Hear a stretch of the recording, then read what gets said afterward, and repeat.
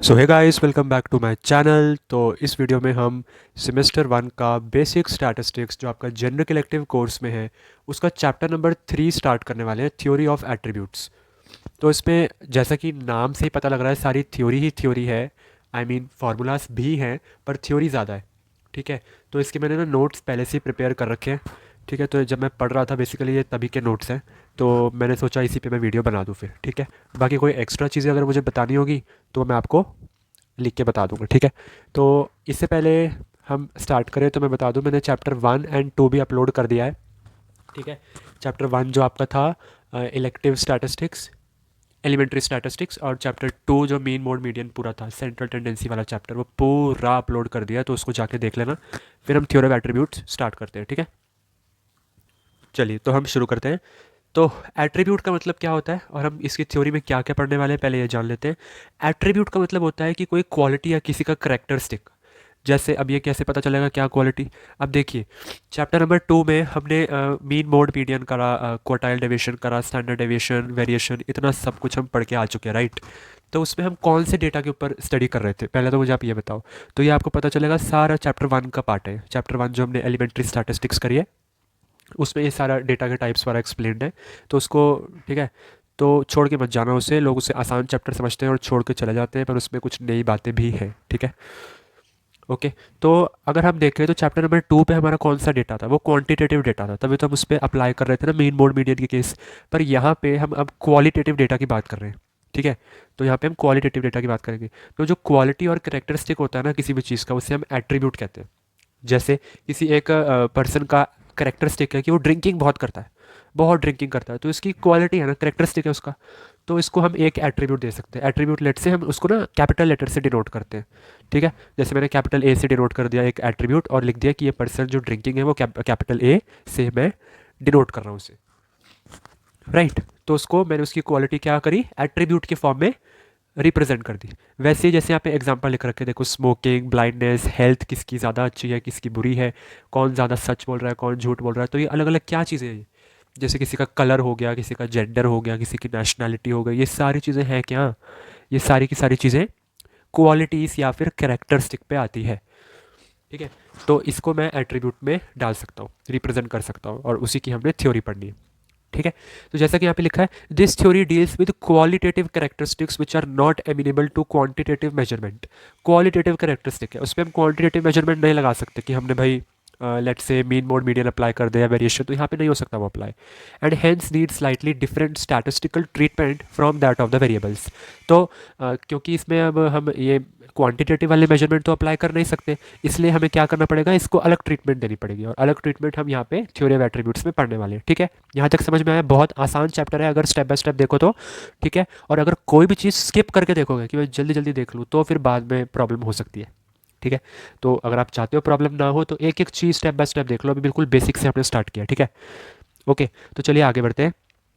अब पॉपुलेशन हमने पढ़ रखी थी, ये भी यूनिट 1 के टॉपिक है। देखो दोनों यूनिट 2 और यूनिट 3 यूनिट 1 के 1 से रिलेटेड है, तो इसलिए मैं सजेस्ट करूँगा उसको छोड़ना मत। लोग उसे आसान समझ के छोड़ के चले जाते हैं, तो उसको भी करके जाना प्लीज़। ठीक है, वहाँ पे मैंने एक PYQ भी सॉल्व करवाए आपको। ठीक है, तो वो भी देख लेना, वीडियो आपको मेरे चैनल पे मिल जाएगी। अब पॉपुलेशन को हम दो क्लासेस में डिवाइड कर सकते हैं। ठीक है, और इसी को हम डाइकोटोमस प्रॉपर्टी कहते हैं। क्या कहते हैं हम इसे? Dichotomous property. तो dichotomous property is nothing but ये एक ऐसी प्रॉपर्टी है जो कि किसी भी पॉपुलेशन को दो क्लासेस पे डिवाइड कर सकती है। ठीक है, अब मैं आपको एग्जांपल बताऊं इसका। जैसे मैं कोई भी पॉपुलेशन ले लूँ, लेट से मेल्स की पॉपुलेशन। ठीक है, जितने भी मेल हैं उनकी पॉपुलेशन मैंने ली। अब उन मेल्स में से ब्लाइंडनेस पे अगर मुझे वर्क करना है, ये पता लगाना है कि कौन ब्लाइंड है और कौन ब्लाइंड नहीं है। ठीक है, तो उन मेल्स में से जो मैंने पॉपुलेशन ली है, किसकी पॉपुलेशन ली है? मेल्स की। तो मेल्स में और मैं ब्लाइंडनेस को क्या कर रहा हूँ यहाँ पे, स्टडी कर रहा हूँ। तो मेल्स में दो ही पॉसिबिलिटी हो सकती है ना, कि या तो कोई ब्लाइंड होगा या फिर कोई ब्लाइंड नहीं होगा। क्या इसके अलावा कोई तीसरी प्रॉपर्टी है जो इस पॉपुलेशन की हो सकती है? ये पॉपुलेशन है, तो क्या इस पॉपुलेशन की कोई तीसरी प्रॉपर्टी है? यहाँ पे तो मैं ब्लाइंडनेस पे वर्क कर रहा हूँ, तो कोई तीसरी होने का तो सवाल हो ही नहीं सकता। या तो वो ब्लाइंड होगा या तो वो ब्लाइंड नहीं होगा। तो इसी को मैं कहता हूँ कि ये मेरी क्या है, डाइकोटोमस प्रॉपर्टी है। ये मेरी क्या है, डाइकोटोमस प्रॉपर्टी, जो किसी भी पॉपुलेशन को दो पार्ट्स में, दो क्लासेस में डिवाइड कर देती है। ठीक है। अगर अब मैं ब्लाइंडनेस पे वर्क कर रहा हूँ, तो ब्लाइंड लोगों को पता लगाना है मुझे, तो वो मेरी पॉजिटिव क्लास बन जाएगी। जैसे ये दो क्लासेस दे रखी है ना, दो तरह की क्लासेस होती है, एक पॉजिटिव क्लास, एक नेगेटिव क्लास। पॉजिटिव क्लास को हम ऐसे डिनोट करते हैं कैपिटल ABCD में, नेगेटिव क्लास को हम अल्फा बीटा गामा और डेल्टा जितनी भी चीज़ें हैं हम इनसे डिनोट करते हैं। ठीक है, सिंपल है, इसमें तो कोई भी रॉकेट साइंस नहीं है ना, तो बिल्कुल सिंपल है ये। फाइन, तो ये आपको याद रखना है। ठीक है, आगे चलते हैं अब हम। तो बहुत सारी डेफिनेशंस यहाँ पे आएगी, तो आप ये नोट साथ साथ बनाते जाओगे तो आपको समझ में आसानी से आ जाएगा। अब क्या लिखा है कि different attributes in themselves are called different classes. Different different attributes, जैसे मेरा कोई एक एट्रीब्यूट है कि कोई मेल जो है वो ब्लाइंड है, कि कोई मेल है वो ब्लाइंड है, तो मेरा एक एट्रीब्यूट है, तो इसी को मैं एज अ क्लास भी कह सकता हूँ कि ये मेरी क्लास है। ठीक है, ठीक है। अब वो कौन सी क्लास है, पॉजिटिव क्लास है नेगेटिव क्लास है, वो डिपेंड करेगा। जैसे अगर मैं ब्लाइंडनेस पे वर्क करना है मुझे, तो ब्लाइंड यहाँ पे मेरी पॉजिटिव क्लास हो जाएगी, नॉट ब्लाइंड यहाँ पे मेरी नेगेटिव क्लास हो जाएगी। ये तो डाइकोटोमस प्रॉपर्टी है ना, जो पॉपुलेशन को पॉजिटिव और नेगेटिव क्लास में डिवाइड कर दे। ठीक है, तो यही यहाँ पे लिखा है कि डिफरेंट एट्रीब्यूट अपने आप में ही डिफरेंट क्लासेस को रिप्रेजेंट करते हैं, and the number of observation assign to them are called class frequencies. ठीक है, जैसे यहाँ पे लेट से कि ये ब्लाइंड है। ठीक है, हम ब्लाइंडनेस पे वर्क कर रहे हैं ना, यहाँ पे मेरी प्रॉपर्टी कौन सी है जिस पे हम वर्क कर रहे हैं, ब्लाइंडनेस। अब जो पर्सन ब्लाइंड है वो मैंने क्या बताया कि ये एक एट्रीब्यूट है, मतलब एक क्वालिटी है उन पॉपुलेशन की, उन मेल्स की, कि वो ब्लाइंड है।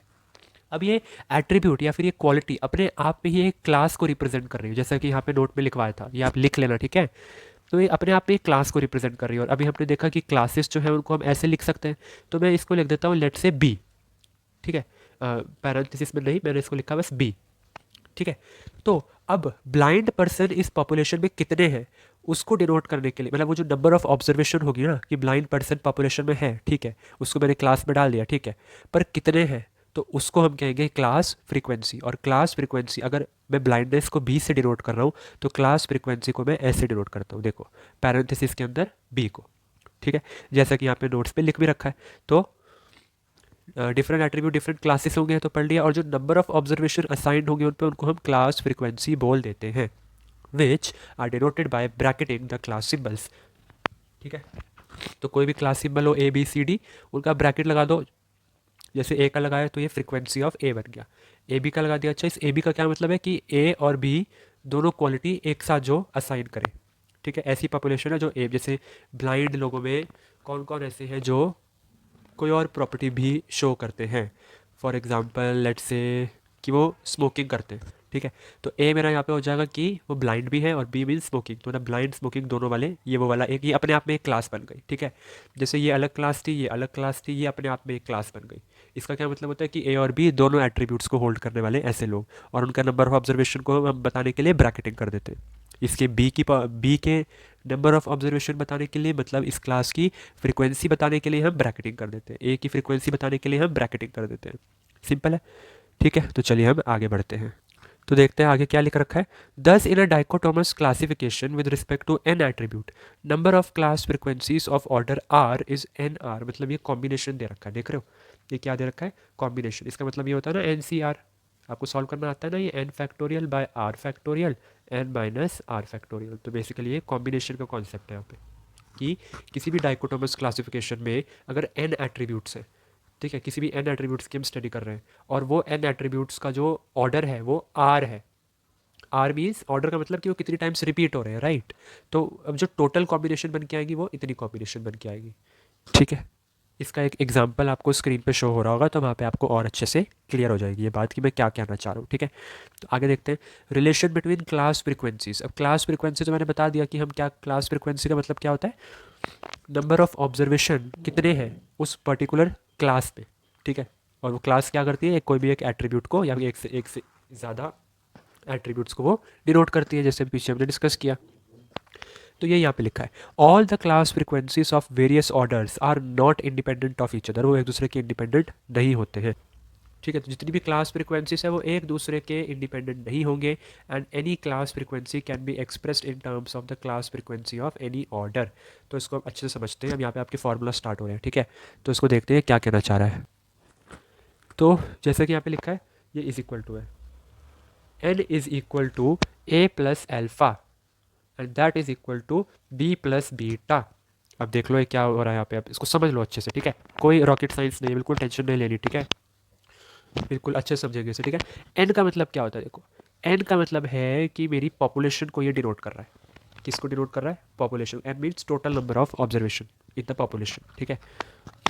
ए, अभी मैंने आपको पीछे बताया कैपिटल लेटर्स को हम किससे डिनोट करते हैं, मतलब क्या डिनोट करता है? पॉजिटिव क्लास को। तो ए मेरी पॉजिटिव क्लास है। और वैसे ही अगर मुझे कोई ग्रीक लेटर से चीज़ लिखी हुई दिखे तो ये क्या डिनोट करती है? Negative class, right. तो जब दोनों ही क्लासेस को हम मिला देंगे तो हमें पॉपुलेशन मिल जाएगी, बिल्कुल मिल जाएगी। और देखो यहाँ पे ब्रैकेट भी लगा रखा है, मतलब ये इसकी फ्रीक्वेंसी की बात कर रहा है। हम ब्लाइंडनेस का एग्जांपल लेके चलते हैं। जैसे एक पॉपुलेशन है मेल्स की और उसमें मैंने ब्लाइंडनेस नाम के एक एट्रीब्यूट को स्टडी करना है। तो उसको मैंने एक पॉजिटिव क्लास में डाल दिया, males who are blind capital है और males who are not blind वो अल्फा, ग्रीक लेटर, ठीक है। तो नेगेटिव क्लास। अगर लेट से 100 पॉपुलेशन है, उसमें से 50 जो है वो ब्लाइंड है, 50 जो है वो ब्लाइंड नहीं है। सेटिस्फाई हो गई इक्वेशन, ठीक है। हो गया ना सेटिस्फाई? तो यही ये बता रहा है। तो ये पॉजिटिव क्लास की फ्रीक्वेंसी भी कोई नंबर होगा इसका, इसका कोई नंबर है तो टोटल करके टोटल पॉपुलेशन आ गई, ठीक है।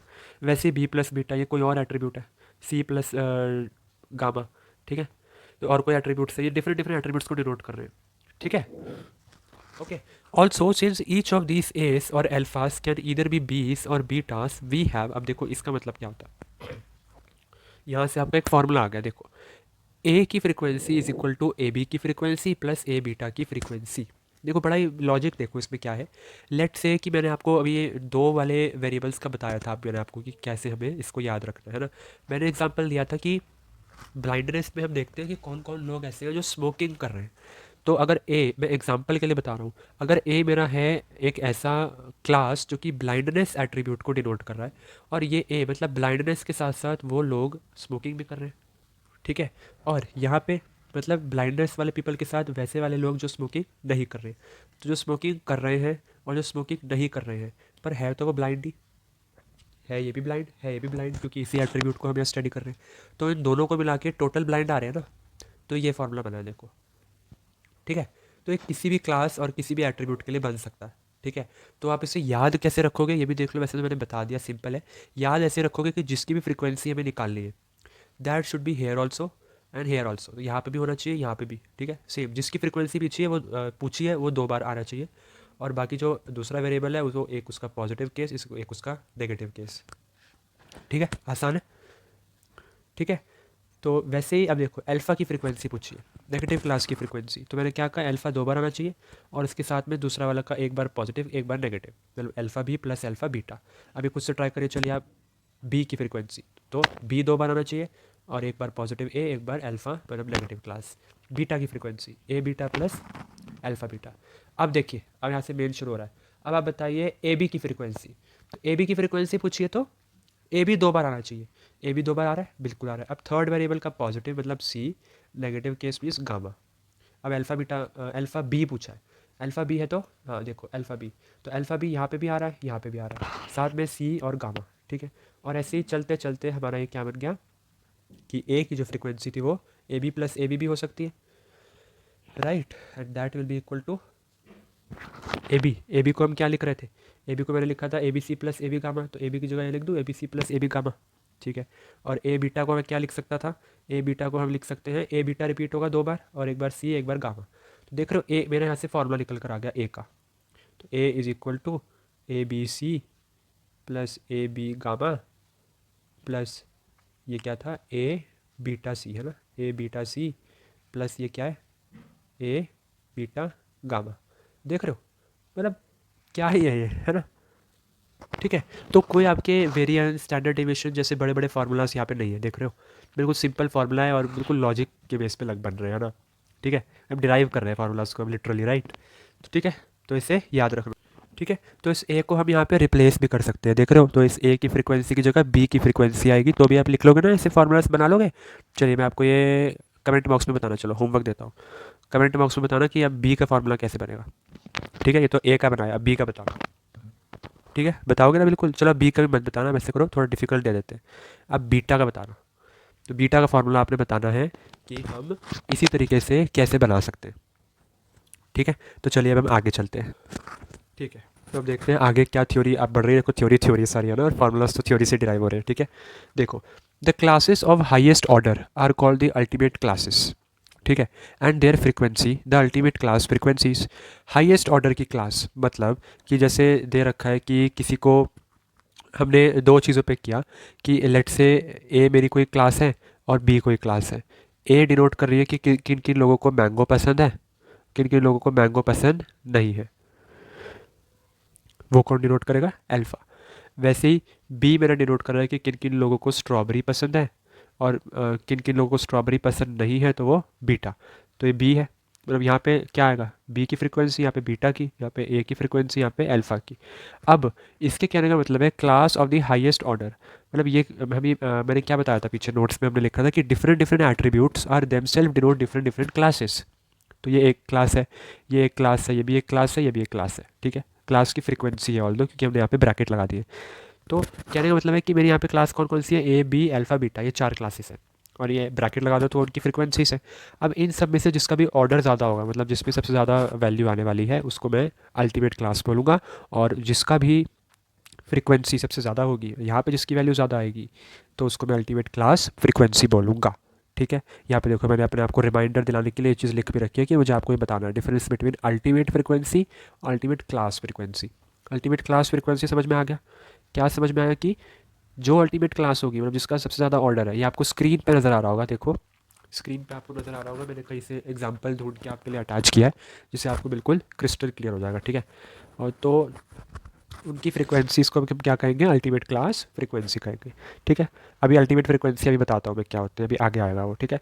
Thus in case of N attributes the ultimate class frequency will be the frequency of nth order, ठीक है।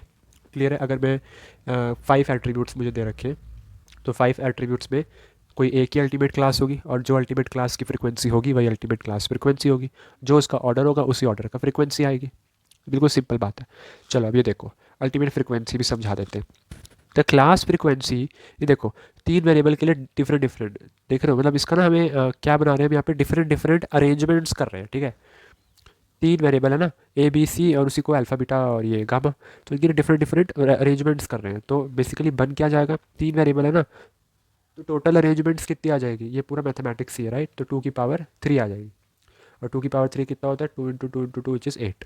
फाइन। तो यहाँ पे 8 पॉसिबल बन रहे हैं, देख रहे हो? 8 टोटल 8, ठीक है। अब देखो अल्टीमेट फ्रीक्वेंसी क्या होता है? ये अपने आप में देख रहे हो, हमने इस सब में ना ब्रैकेट लगा रखे हैं, तो मतलब ये क्लास की फ्रीक्वेंसी को डिनोट कर रहा है। किसे डिनोट कर रहा है? क्लास की फ्रीक्वेंसी को डिनोट कर रहा है। मैंने बताया था ना कि ऐसे मिल के अगर ये सब लिखे हो, तो ये पूरा अपने आप में एक क्लास को रिप्रेजेंट कर रहा है। और इन सब में से कोई एक अल्टीमेट क्लास होगी, और जो अल्टीमेट क्लास की फ्रीक्वेंसी होगी वही अल्टीमेट क्लास फ्रीक्वेंसी होगी, ठीक है। ये तो बहुत ही ज़्यादा सिंपल है, राइट। अब अल्टीमेट फ्रीक्वेंसी क्या होता है?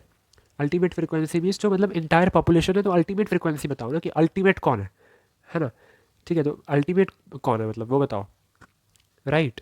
जैसे फर्स्ट से लेकर 12th तक क्लासेस होती है ना स्कूल में, तो हर एक क्लास का अलग अलग टॉपर होता है। और तो कहने का मतलब है उस टॉपर को हम बोलेंगे कि उन सारे टॉपर, जैसे मैंने ले लिया फर्स्ट से लेकर 12th तक सारे के सारे टॉपर्स हैं। सारे के सारे एक वो ले लिया स्टडी करने के लिए कि फर्स्ट से लेकर 12th तक उन लोगों को स्टडी कर रहा हूँ जो टॉपर्स हैं उस पर्टिकुलर क्लास में। तो टॉपर्स जो होंगे उन सब में से कोई एक ही तो अल्टीमेट क्लास है ना। तो अल्टीमेट क्लास कौन सी है आप मुझे बताओ? 12th क्लास है, right. Ultimate class 12th class है, और उस 12th क्लास में जो फ्रीक्वेंसी होगी उसको मैं अल्टीमेट क्लास की फ्रीक्वेंसी बोलूँगा। पर मैं बोलूँगा अल्टीमेट फ्रीक्वेंसी क्या है, मतलब अल्टीमेट फ्रीक्वेंसी में टोटल टॉपर्स कितने हैं भाई? तो अल्टीमेटली मतलब ओवरऑल बताओ कि टोटल टॉपर्स कितने हैं। तो उसके लिए मैं क्या करूँगा? फर्स्ट से लेकर 12th तक सारे के सारे टॉपर्स को प्लस कर दूंगा, मतलब सारी की सारी क्लासेस की फ्रीक्वेंसीज को प्लस कर दूंगा अल्टीमेट टॉपर के लिए, है ना। कि अल्टीमेट अमाउंट ऑफ टॉपर्स कितने हैं, टोटल टॉपर्स कितने हैं, राइट। वहाँ पे अल्टीमेट क्लास की बात नहीं होगी, वहाँ पे अल्टीमेट टॉपर की बात हो रही है। समझ में आया क्या कहना चाह रहा हूँ मैं? तो इसीलिए ये ए बी सी थे ना, तीन वेरिएबल्स, तो इन सारी की सारी फ्रीक्वेंसीज़ को जब मैं प्लस कर दूंगा तो वहाँ से मेरा निकल कर आ जाएगी अल्टीमेट फ्रीक्वेंसी। इसके बारे में आपको थोड़ा एग्जाम्पल स्क्रीन पर नज़र आ जाएगा, ठीक है। फाइन। चलिए अब आगे देखते हैं। Class symbols as operators, let us write symbolically A dot N is equal to A की फ्रीक्वेंसी। क्या मैं ऐसा लिख सकता हूँ?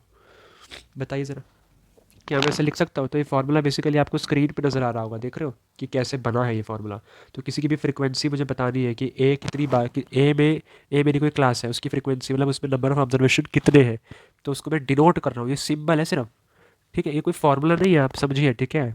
ये मैंने कोई फार्मूला नहीं लिखा है, ये सिंबल है कि मैं ए को ऐसे लिख सकता हूँ कि ए मेरी कोई चीज़ है, जैसे ब्लाइंडनेस ब्लाइंडनेस स्टडी कर रहा हूँ तो बेसिकली, और एन का मतलब क्या होता है कि टोटल कितने हैं, ठीक है, टोटल लोग कितने हैं। टोटल लोग फॉर लेट से 10 लोग हैं, 10 लोगों में से 4 लोग ब्लाइंड है ना। तो आ कितना जाएगा, देखो इसको मैं लिखूँगा कैसे, ये देख लो। ये मैंने बताया ना पूरा क्वालिटेटिव डेटा है, क्वान्टिटेटिव कुछ नहीं है। तो इसको मैंने ऐसे लिखा, देखो ब्लाइंडनेस इंटू 10 लोग थे ना, into 10 is equal to blindness की फ्रिक्वेंसी, 3 ब्लाइंड थे। लो, ये इसको ऐसे लिखा है मैंने बस। मैं कह रहा हूँ ना, देखो कोई फार्मूला थोड़ा ना, ये फार्मूला बना क्या, कोई नहीं बना फार्मूला, तो ये फार्मूला नहीं है, ये सिंबल है, ऐसे लिख रहे हैं हम इसे, ठीक है। क्लास सिंबल एस ऑपरेटर, ठीक है। तो blindness into 10 is equal to 3, ये देखो, ये ए मतलब कोई attribute is equal A into N, N means total population में कितने ऑब्जर्वेशन है, इज इक्वल टू उस ए की फ्रिक्वेंसी, ठीक है। सेंस बन रही है ना, ठीक है। Which means that the operation of dichotomizing N according to A gives class frequency equal to A. Similarly हम अल्फा के लिए भी ऐसे लिख सकते हैं, देखो alpha N is equal to alpha की फ्रिक्वेंसी। तो ये डेफिनेशन है, डेफिनेशन बेस्ड ऑपरेशन है, ठीक है। ये कोई लिटरल ऑपरेशन नहीं है, ठीक है, जैसे कोई फार्मूला बन रहा हो, नहीं फार्मूला नहीं बन रहा। तो अब देखो क्या होने वाला है, एक A N is equal to A मुझे मिल गया, यहाँ पे हम बहुत ही इंपॉर्टेंट रिजल्ट एक डिराइव कर रहे हैं। एक मुझे मिल गया alpha N is equal to alpha, इन दोनों को कर दो अब आप ऐड, ठीक है। मतलब ए एन को अल्फा एन से जब हम ऐड करेंगे तो ये आर एच एस भी ऐड होगा ए प्लस अल्फा। अब हमें पता है ए प्लस अल्फा कितना होता है, एन होता है। यहाँ से मैं ए प्लस अल्फा बाहर लेके, मतलब एन मैंने बाहर ले लिया कॉमन, ठीक है। तो A plus alpha N is equal to N आ गया, एन से एन कैंसिल आउट हो गया, तो ए प्लस अल्फा 1 आ गया। बड़ा ऑब्वियस सा है ना, ये तो वैसे ही बड़ा ऑब्वियस सा हम कह सकते हैं, ठीक है। तो यहाँ से मैंने फार्मूला डिराइव कर लिया, 10 in symbolic expression we can replace A by 1 - alpha, ठीक है। तो हम ए को 1 - अल्फा से रिप्लेस कर सकते हैं, ये आगे यूज़ होगा, इसको हल्के में मत लेना भाई, अगले पेज पे यूज़ होगा ये। और अल्फा को हम 1 - ए लिख सकते हैं। तो यहाँ पे फॉर्मूला एग्जांपल देखो, अल्फा बीटा का फ्रीक्वेंसी को मैं ये लिख सकता हूँ, अल्फा बीटा इंटू एन। देखो यहाँ पे ब्रैकेट था, यहाँ पे ब्रैकेट नहीं है क्योंकि ये सिंबल मैं लिख रहा हूँ, है ना। सिमिलरली अल्फा को मैं 1 - ए लिख सकता हूँ, बीटा को मैं 1 - बी लिख सकता हूँ, एन एन का एन ही रहा, ठीक है। अब क्या होगा, अब मैंने क्या किया, n - A n - B n plus A B into N. अब देखो हुआ क्या यहाँ पे, 1 1 क्या था, अभी मैंने ऊपर कहा था कि ए प्लस अल्फा तो 1 होता है भाई, है ना। तो 1 - ए कितना हो जाएगा, ये बताइए आप, 1 - ए कितना हो जाएगा, 1 - ए हो जाएगा अल्फ़ा, राइट। और हमने एक और चीज़ पढ़ी थी कि ए प्लस अल्फ़ा एन होता है, मतलब A plus alpha is N. तो alpha is equal to n - A, और 1 - ए इज़ अल्फ़ा। तो 1 - ए क्या होता है, अल्फ़ा होता है। यहाँ से समझ में आ गया कि ये लिखा ना, देखो 1 - ए अल्फ़ा होता है, और 1 - ए अल्फ़ा है, तो अल्फ़ा को मैं रिप्लेस कर सकता हूँ n - ए से, तो यहाँ पे आ गया n - ए, ठीक है।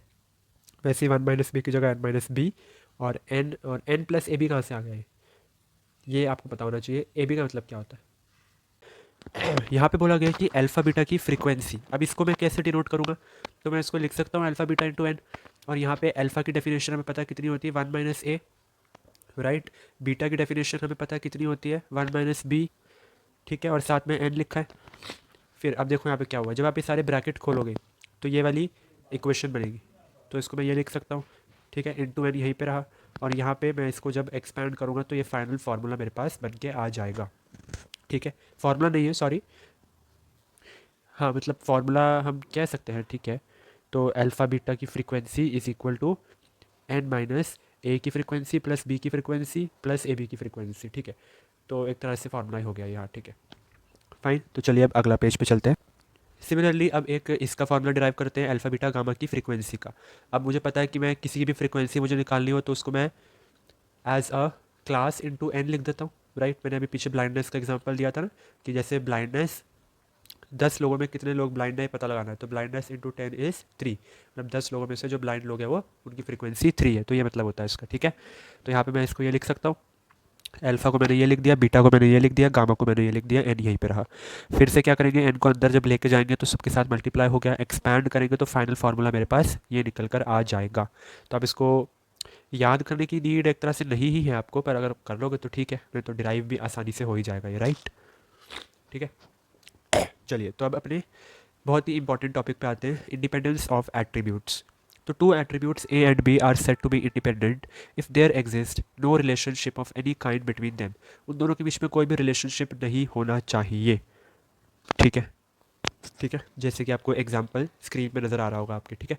तो अब कुछ जानने वाली बात है यहाँ पे क्या है कि if A and B are independent we would expect same proportion of A's amongst B's as amongst betas.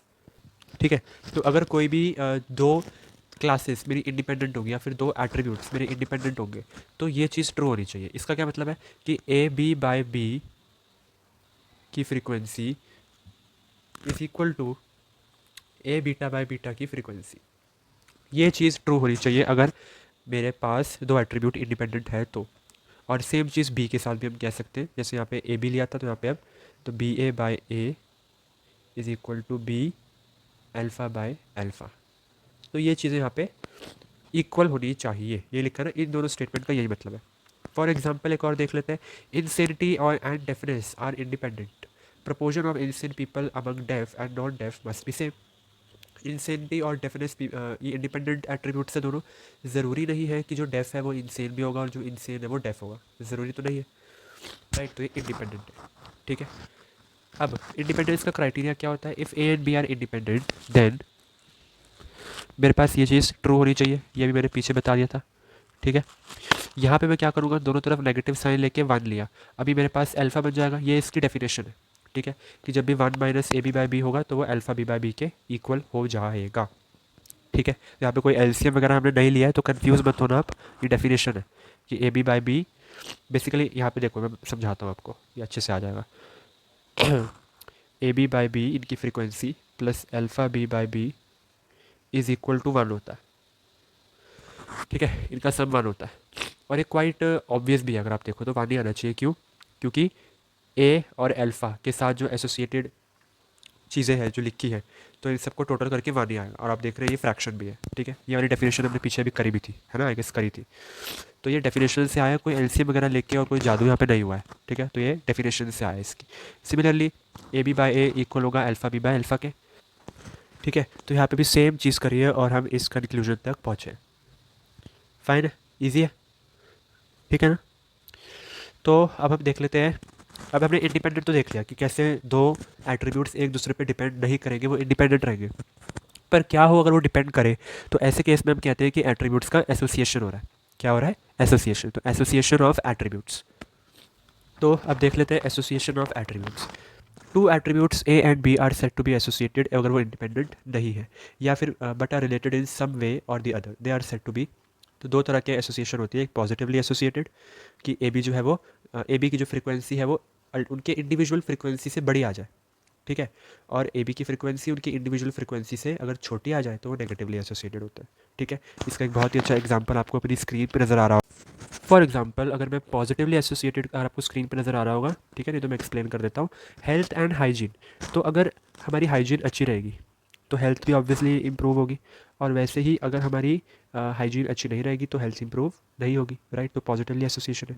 Negatively के केस में आप देखो, जो लोग दो एट्रीब्यूट में ले लेता हूँ, चलो वैक्सीनेशन और दूसरा मैं ले लेता हूँ chances of getting a disease. तो वैक्सीनेशन अगर बढ़ेगी तो डिजीज़ कम होंगे, तो नेगेटिवली एसोसिएशन है, ठीक है, फाइन। अब two attributes are set to be completely associated अगर ए बी के बिना ना हो पाए पर बी जो है वो ए के बिना हो पाए। इसका एक बहुत अच्छा एग्जांपल क्या करना है, स्क्रीन पे आपको वो नज़र आ रहा होगा, ठीक है, ये मैंने आपके लिए सेव किया था, बहुत अच्छा एग्जांपल है। कोई भी डाउट तो आप कमेंट्स में पूछ सकते हैं, ठीक है। तो अब बहुत ही इंपॉर्टेंट टॉपिक पे हम आ जाते हैं, इसमें से क्वेश्चन भी आते हैं, ठीक है। तो यूलेस कोफिशिएंट ऑफ एसोसिएशन, तो आपको मैं स्टार्ट करने से पहले बता दूं कि ये पूरी वन शॉट वीडियो थ्योरी की है। न्यूमेरिकल या फिर PYQs अगर आपने देखने हैं तो इसी चैनल पे आपको मिल जाएंगे इस चैप्टर से रिलेटेड, तो वो आप देख सकते हो, उसकी वीडियो अपलोड हो गई होगी, ठीक है। Yule's coefficient, Yule's coefficient of association क्या कहता है कि as a measure of intensity of association between two attribute Yule gave coefficient of, मतलब ये बताता है कि दो एट्रीब्यूट जो है वो एक दूसरे में कितना ज़्यादा एसोसिएशन है, ठीक है, वो दोनों कितने इंटेंसली, ठीक, कितने इंटेंसली वो एसोसिएटेड है। और ये इसका फार्मूला होता है जो आपको बाय हार्ट लर्न करना है, ठीक है, फाइन। तो आप इसे लर्न कैसे कर सकते हो, देखो यहाँ पे ए बी और ए बी है, दिस इज बीटा, तो A B A beta A B A beta minus plus A B के साथ अल्फ़ा बीटा है, ठीक है, मतलब ए का अपोजिट अल्फ़ा बी का अपोजिट बीटा, और ए बीटा के साथ इनके अपोजिट है, तो ए का अपोजिट अल्फ़ा बीटा का अपोजिट बी, फिर ऐसे ही ए का अपोजिट अल्फ़ा बी का अपोजिट बीटा ए का अपोजिट अल्फ़ा बीटा का अपोजिट बी, ठीक है। तो आप देख रहे हो ये दोनों चीज़ें सेम ही है, ठीक है, बस यहाँ पे माइनस है, इधर प्लस है, और इसी को मैं मॉडिफाई करके ऐसे लिख सकता हूँ, वैसे वही ठीक है, आप लर्न कर लो। तो अगर ए और बी इंडिपेंडेंट है तो डेल्टा की वैल्यू ज़ीरो आने वाली है। इंडिपेंडेंट मतलब एसोसिएटेड नहीं है। आप डेल्टा को, आप इसको देखो क्यू को, अगर वो इंडिपेंडेंट हुए तो उनमें एसोसिएशन कितना होगा, जीरो। इंडिपेंडेंट है ना, एसोसिएटेड नहीं है, तो क्यू की वैल्यू जीरो है। अगर कंप्लीटली एसोसिएटेड हो, पूरा एसोसिएटेड हो, तो ए बी पूरे एसोसिएटेड है, मतलब इसकी फ्रिक्वेंसी ए के इक्वल होगी। दिस इम्प्लाइज ए बी की फ्रिक्वेंसी जीरो है, ए बीटा की फ्रिक्वेंसी जीरो है। क्या है, ए बीटा की फ्रिक्वेंसी जीरो है। क्यों जीरो है, क्योंकि ए और बीटा रिलेटेड नहीं है ना, फिर ए और बी कंप्लीटली रिलेटेड है, तो ये दोनों रिलेटेड रिलेटेड क्यों होगा, राइट। ये समझ में आया आपको, ठीक है। तो वैसे ही यहाँ पे ए बी की frequency is equal to B, अगर बी के इक्वल है तो दिस इम्प्लाइज, ठीक है, फाइन। तो अगर आपको अभी ये अंडरस्टैंडिंग नहीं हो पा रही है इन चीज़ों की, तो आप न्यूमेरिकल वाली वीडियो ज़रूर देख लेना, ठीक है। वहाँ अच्छे से क्लियर हो जाएगा, पहले ये सारी थ्योरी देख रहे हैं हम, ठीक है। और इन ईच केस में क्योंकि देखो जो भी वेरिएबल कंप्लीटली एसोसिएटेड होंगे वो क्यू की वैल्यू +1 देंगे, because intensity will be highest.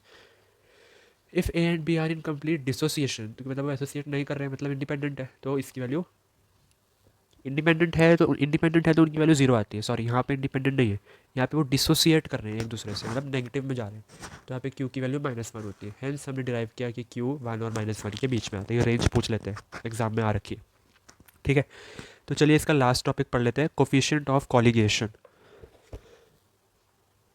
एक दूसरा कोफिशिएंट है, इसकी भी प्रॉपर्टी सेम होती है यूलर्स कोफिशिएंट में, और ये इसका प्यारा सा फॉर्मूला है जो आप आराम से याद कर ही लेंगे, है ना।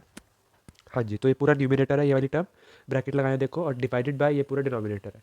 रिमार्क इसमें क्या है कि ऑब्वियसली अगर क्यू मेरे पास जीरो आएगा, ये नोट कर लीजिए आप बच्चे, ठीक है।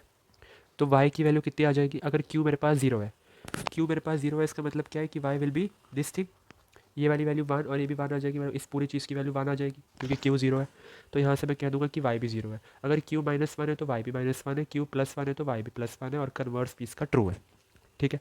अगर हम लेट कर लेते हैं, अब यहाँ पे देखो कोई फॉर्मूला, हम रिलेशन डिराइव करने वाले हैं किस में और किस में, तो हम यहाँ पे देखो रिलेशन डिराइव करेंगे, रिलेशनशिप बिटवीन, ये पेपर में आ भी सकता है तो आप छोड़ के तो मत ही जाना, Euler's coefficient and coefficient of colligation. तो रिलेशन देख लेते हैं, उसके लिए हमने कन्वीनियंस के लिए हमने क्या किया, इस पूरी इसी टर्म को के मान लिया, तो वाई की वैल्यू मेरी ये आ जाएगी, है ना, फॉर्मूला के हिसाब से। स्क्वायर लूँगा तो वैल्यू ये आ जाएगी। अब ऐसे ही 1 प्लस करूँगा, यहाँ पे भी देखो, इधर भी मैंने 1 प्लस किया तो यहाँ पर भी 1 प्लस होगा, राइट, दोनों तरफ 1 प्लस होगा ना। तो यहाँ पे भी 1 प्लस किया तो इधर भी किया होगा 1 प्लस, यहाँ पे 1 प्लस करके एलसीएम वगैरह लेके मेरे पास फाइनल टर्म ये आ जाएगी। देखो मैंने वो वाला स्टेप ना स्किप कर दिया है, ठीक है, इजी स्टेप आप अपने आप से कर सकते हो। तो इसको सॉल्व करेंगे तो ये आ जाएगा, यहाँ पे तो देख के पता लग रहा है आइडेंटिटी बन रही है। दिस इम्प्लाइज 2y/1 + y² में, अब हमने क्या किया, यहाँ पे इसके इक्वल हो गई ये वाली पूरी चीज़, राइट, और ये 1 - k/1 + k आ गया, यहाँ पे कैंसिल आउट किया तो ये चीज़ें आ गई, और ये सारा सॉल्व करके फाइनल रिलेशन मेरे पास निकल कर आएगा। ये फॉर्मूला डायरेक्ट याद रख लेना, ठीक है। वैसे डेरिवेशन इसका कम ही आता है, जी में है ना आपके, वो तो है नहीं कि आपका कोई डीएससी हो, तो जी है तो डेरिवेशन नहीं ही आएगा, आप मान के चलिए, ठीक है। आ भी सकता है, पर अगर आपके यूनिवर्सिटी प्रोफेसर्स ने बोला है तो चांसेस हैं, ठीक है। और इसका अगर आपको ये मिसिंग स्टेप्स भी चाहिए तो आपको स्क्रीन पे नज़र आ रहे होंगे, ठीक है। तो ये इतना इंपॉर्टेंट मुझे नहीं लगा, इसलिए मैंने नहीं करवाया, पर professor college to college depend करता है, अगर बोला है आ सकता है तो ठीक है, ठीक है। पर इसमें से क्वेश्चन तो ज़रूर आ सकता है कि इसका रिलेशन, एक चीज़ दी है दूसरी पूछिए, है ना। तो Q is equal to 2y/1 + y² इसका रिलेशन है। ओके, तो thank you, that's all for this video. मिलते हैं अगली वीडियो में। अगली वीडियो न्यूमेरिकल वीडियो होने वाली है, तो उसको मिस आउट मत करना। आई नो बहुतों के सर से ऊपर गया होगा ये, है ना, बहुत सारे फार्मूलाज, ठीक है। तो वो तभी समझ में आएगा जब न्यूमेरिकल, जिसको न्यूमेरिकल ट्रीटमेंट देनी चाहिए, फार्मूलाज जहाँ पे आएगा तो वह न्यूमेरिकल तो आपको करना ही पड़ेगा। देखो सारी थ्योरी हमने जान ली, पर थ्योरी जान लेने से, फार्मूलाज को रट लेने से न्यूमेरिकल अंडरस्टैंडिंग डेवलप नहीं होगी ना, ठीक है। तो न्यूमेरिकल अंडरस्टैंडिंग डेवलप करनी है तो आप उसके लिए पर्टिकुलर वीडियो मैंने सोचा अलग बननी चाहिए, तो आप वो ज़रूर देखिएगा। बाकी इसका चैप्टर नंबर 4 कोरिलेशन रिग्रेशन है, वो भी अपलोड होगा, तो stay tuned. Thank you very much, bye bye.